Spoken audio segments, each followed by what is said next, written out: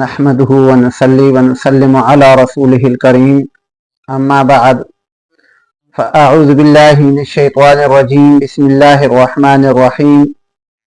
ومن يقتل مؤمنا متعمدا فجزاؤه جهنم خالدا فيها صدق الله العظيم اللهم صل على محمد وعلى آل محمد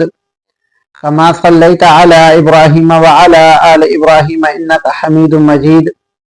اللهم بارك على محمد وعلى آل محمد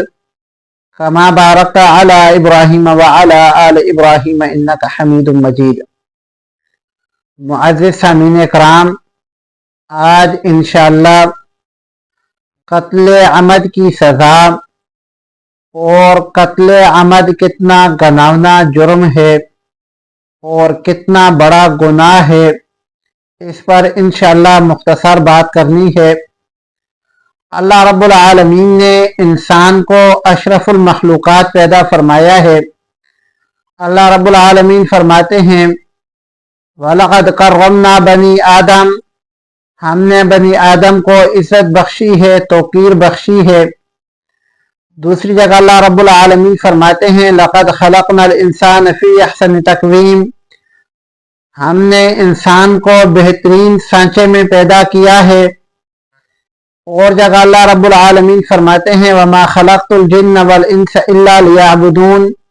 میں نے جنوں کو اور انسانوں کو اپنی عبادت کے لیے پیدا کیا ہے۔ تو میرے بھائیوں، اس انسان کی جان کی قیمت کتنی ہے، یہ بھی تاجدار مدینہ صلی اللہ علیہ وآلہ وسلم نے اپنی تعلیمات میں ہمیں مختلف مواقع پر بتائی ہیں۔ حضرت عبداللہ بن عمر رضی اللہ تعالیٰ عنہ فرماتے ہیں کہ ایک دفعہ میں خانہ کعبہ کا طواف کر رہا تھا تو میرے کانوں میں آپ صلی اللہ علیہ وآلہ وسلم کی آواز گونجی۔ حضرت عبداللہ بن عمر رضی اللہ تعالیٰ عنہ نے آپ صلی اللہ علیہ وآلہ وسلم کے جو الفاظ بیان فرمائے ہیں ان کا مطلب یہ ہے کہ آپ صلی اللہ علیہ وآلہ وسلم فرما رہے تھے کہ اے کعبہ تو کتنا اچھا ہے، کتنی عظمت والا ہے، کتنی خوشبو والا ہے، کتنی مہک والا ہے، لیکن اس رب کی قسم جس کے قبضے میں میری جان ہے، اللہ رب العالمین کے ہاں ایک مومن مسلمان کی قدر و منزلت اور ایک مومن مسلمان کا مرتبہ مقام، اس کا خون، اس کا مال اللہ رب العالمین کو کعبۃ اللہ سے زیادہ عزیز ہے۔ میرے بھائیوں، اللہ رب العالمین نے انسان کو بے پناہ شرف بخشا ہے، یہاں تک کہ ساری مخلوقات میں سے افضل قرار دیا ہے،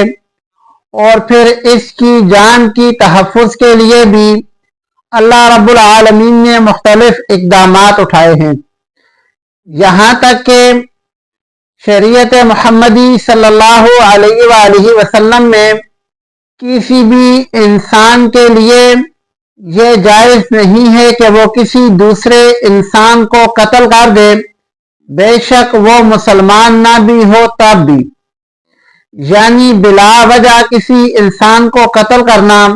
شریعت محمدی صلی اللہ علیہ وآلہ وسلم میں جائز نہیں ہے۔ تو پھر ایک مومن مسلمان کو قتل کرنا کیسے جائز ہو سکتا ہے؟